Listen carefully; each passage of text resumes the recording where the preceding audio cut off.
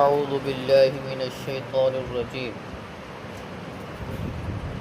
بسم اللہ الرحمن الرحیم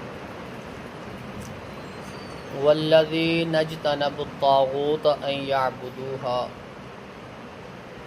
اور وہ لوگ جو بچ گئے طاغوت سے کہ اس کی عبادت کریں، وانابوا الی اللہ، اور انہوں نے رجوع کیا اللہ کی طرف، لہم البشریٰ، ان کے لیے بشارتیں ہیں، فبشر عباد، میرے بندوں کو خوشخبری سنا دیجیے، الذین یستمعون القول، وہ جو سنتے ہیں بات کو، فیتبعون احسنہ، اور پیروی کرتے ہیں ان میں سے اچھی بات کی، اولئک الذین ہداہم اللہ، یہی وہ لوگ ہیں جن کی اللہ نے رہنمائی کی، واولئک هم الالباب، یہی ہیں عقل والے، افمن حق علیہ کلمۃ العذاب، کیا وہ شخص جس پہ ثابت ہو گئی عذاب والی بات، افانت تنقذ من فی النار، کیا آپ چھڑا سکتے ہیں اس کو جو آگ میں ہے، لیکن الذین اتقوا، لیکن وہ لوگ جو ڈر گئے اپنے رب سے، لہم غرف من فوقہا غرف مبنیہ، ان کے لیے بالا خانے ہیں ان کے اوپر سے اور ان کے نیچے سے واضح، غرفن بالا خانے مبنیہ واضح، تجری من تحت الانہار، جس کے نیچے سے نہریں بہتی ہیں، وعد اللہ، اللہ کا وعدہ ہے، لا یخلف اللہ المیعاد، اللہ اپنے وعدے کے خلاف نہیں کرتا۔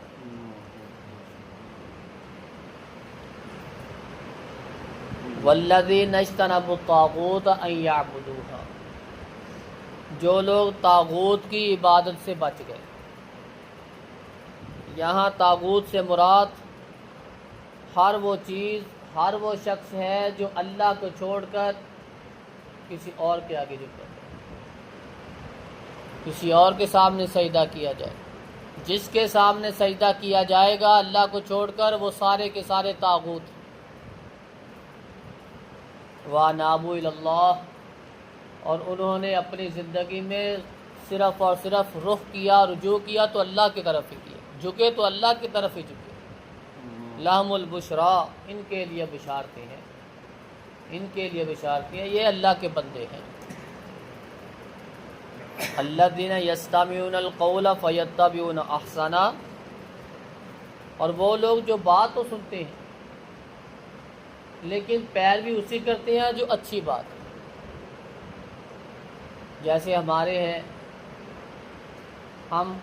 مختلف علماء کو سنتے ہیں، ان کے وعظ سنتے ہیں،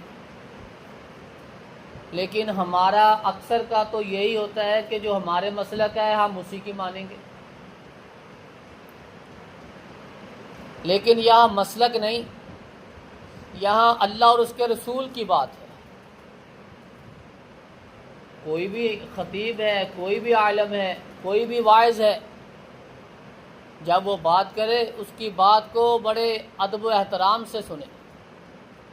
سننے کے بعد پھر اس کی تحقیق کریں،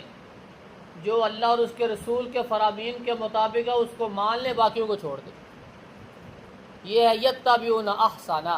بات تو سنتے ہیں لیکن پیروی اس بات کی کرتے ہیں، پیچھے اس بات کے لگتے ہیں جو ان سے اچھی بات ہے، وہ اچھی بات کیا ہے؟ قرآن و حدیث ہے، اولئک الذین ہداہم اللہ، جو ایسا کرے گا، اچھی بات کی پیروی کرے گا، قرآن و سنت والی کی پیروی کرے گا، وہ ہدایت والا، واولئک هم الالباب، یہی عقل والے،